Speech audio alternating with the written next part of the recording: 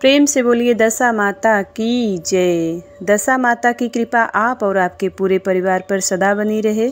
तो आज आप इस वीडियो में सुनेंगे दशा माता की तीसरी कथा। तो दशा माता का ध्यान करते हुए इस पावन और परम कल्याणकारी कथा का श्रवण करते हैं। एक सास बहू थी।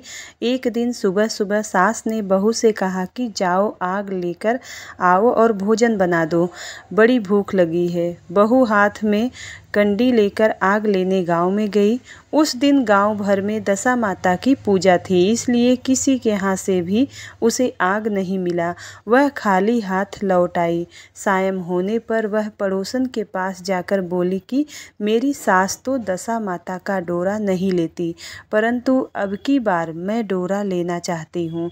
मुझे पूजन की विधि भी बता देना।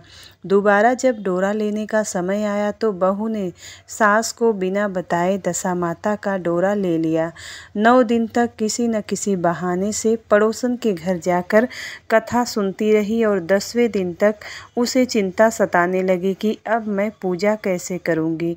वह मन ही मन दशा माता का ध्यान धरकर सोचने लगी कि आज सास कहीं बाहर चली जाए तो मैं शांतिपूर्वक पूजा कर लूं।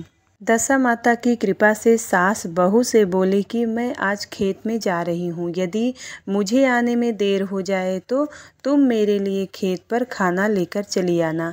बहू के मन में मुराद पूरी हो गई। वह तो यही चाहती थी कि उसने सास से कहा कि आप निश्चिंत होकर जाइए, घर का सारा काम मैं निपटा लूँगी।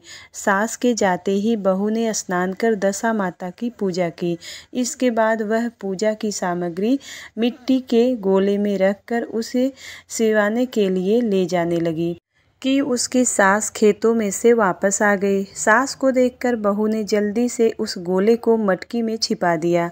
उसने सोचा कि उचित समय पर गोले को दही से निकालकर विसर्जित कराऊंगी। सास ने आते ही बहू से कहा कि तुम मुझे खाना देने क्यों नहीं आई, अब तक क्या कर रही थी। बहू ने कहा कि आज मैंने सर के बाल धोए थे, उनके सूखने में देर लग गई, इस कारण भोजन बनाने में देर हो गई। मैं थाली लगाती हूँ, आप गुस्सा त्याग करके भोजन कीजिए। सास का गुस्सा कुछ ठंडा हुआ। वह पैर धोकर चौके पर बैठी ही थी कि उसका बेटा भी आ गया। वह भी माता के साथ भोजन करने बैठ गया। सास भोजन करके उठना ही चाहती थी कि उसका बेटा बोला कि मुझे तो दही चाहिए। सास ने बहू से दही देने के लिए कहा। बहू बोली मैं तो रसोई में हूँ, आप ही उन्हें दही दे दीजिए। सास हाथ धोकर दही देने लगी, परंतु जैसे ही उसने छाछ की मटकी उठाई तो उसमें कुछ खड़खड़ाने की आवाज़ आई। उसने हाथ डालकर देखा तो उसे एक बड़ा सोने का गोला मिले। अब सास ने आश्चर्य से बहुत से पूछा कि छाछ की मटकी में यह सोने का गोला कहाँ से आया? इसे तुम कहाँ से चुरा कर लाई हो?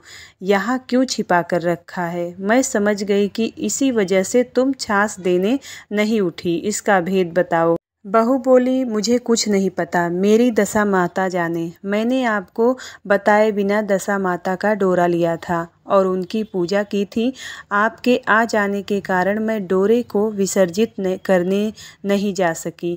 आपके डर से मैंने इसे छाछ की मटकी में छिपा दिया था।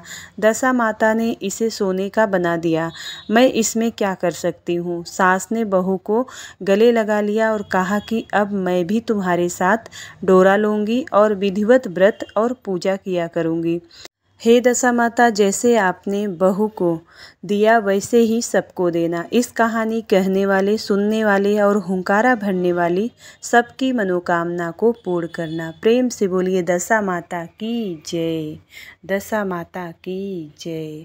उम्मीद करती हूँ वीडियो आपको पसंद आती है।